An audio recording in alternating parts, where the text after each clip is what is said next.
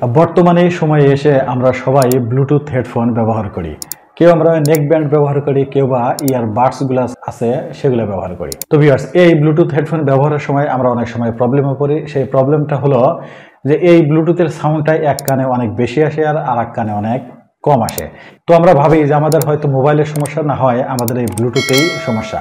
আসলে কিন্তু তা নয় ভিউয়ার্স, আমাদের কিন্তু আসলে মোবাইলের সেটিংসের সমস্যা। আমরা যদি এই একটা সেটিংস যদি আমরা ঠিক করে রাখি, তাহলে কিন্তু এই সমস্যা আমাদের সমাধান হয়ে যাবে। তো ভিউয়ার্স, এই ভিডিওতে আমি আপনাদের আসলে দেখাবো যে আসলে কিভাবে আপনারা এই সেটিংসটা অ্যাডজাস্ট করবেন, বা এই সেটিংসটা উল্টাপাল্টা হয়ে যাওয়ার কারণে যদি আপনাদের এরকম হয় যে সাউন্ড এক কানে বেশি আসতেছে আর এক কানে কম আসতেছে, তাহলে কিন্তু এই সেটিংসটা আপনারা ঠিক করে নিলেই কিন্তু সমস্যার সমাধান হয়ে যাবে। তো ভিউয়ার্স, চলুন কিভাবে করবেন আমি আপনাদের সেটা দেখাচ্ছি।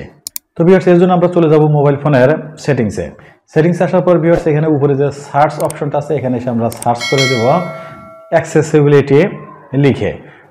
অনেক সময় কিন্তু ভিউয়ার্স এই সেটিংসটা কিন্তু আপনার অ্যাডিশনাল সেটিংসের ভিতরে থাকে কিছু কিছু মোবাইল ফোনে। তো আপনারা খেয়াল রাখবেন যে আসলে এই অ্যাক্সেসিবিলিটি অপশনটা কোথায় আছে। তো এখান থেকে আমি এসে ডিরেক্ট লিখে দিলাম অ্যাক্সেসিবিলিটি। দেখুন ভিউয়ার্স, একটুখানি লিখে দেওয়ার সাথে সাথে কিন্তু উপরে আমার অপশনটা চলে আসছে। তো আমি কি করবো, এখানে আমি ক্লিক করে দেবো।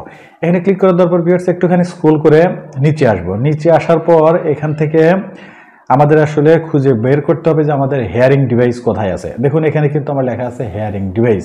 তো কিছু কিছু মোবাইল ফোন আছে যেগুলোতে কিন্তু এই হেয়ারিং ডিভাইসে ক্লিক করার পর কিন্তু এই অডিও অ্যাডজাস্টমেন্টের অপশনটা কিন্তু আপনারা পাবেন। আবার কিছু কিছু মোবাইল ফোন আছে যেগুলোতে কিন্তু এটা বাইরেই থাকে, অর্থাৎ হেয়ারিং ডিভাইসে যাওয়ার আপনার কোনো প্রয়োজন নেই।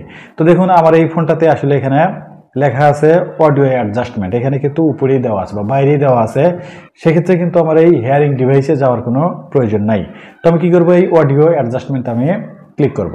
এখানে ক্লিক করলে ভিউয়ার্স দেখবেন এখানে অডিও ব্যালেন্সের কিন্তু একটা অপশন চলে আসবে। দেখবেন এখানে কিন্তু মেইন যে বৃত্তটা সেটা কিন্তু মাঝখানে আছে।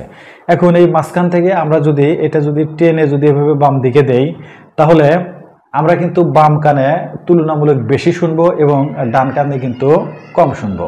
অর্থাৎ আমি যতই এটা বাম দিকে দেব ততই কিন্তু আমার এই বাম কানের সাউন্ডটা কিন্তু বেড়ে যাবে এবং আস্তে আস্তে কিন্তু ডান কানের সাউন্ডটা কমে যাবে। আবার এটা যদি আমি ঠিক এভাবে টেনে যদি ডান দিকে নিয়ে আসি, তাহলে ভিউয়ার্স আমার ডান কানের সাউন্ড কিন্তু আস্তে আস্তে বেড়ে যাবে এবং বাম কানের সাউন্ড কিন্তু কমে যাবে। তো এখানে এসে আপনারা দেখবেন যে আসলে এই যে পয়েন্টটা এটা আসলে মিডিলে আছে কিনা।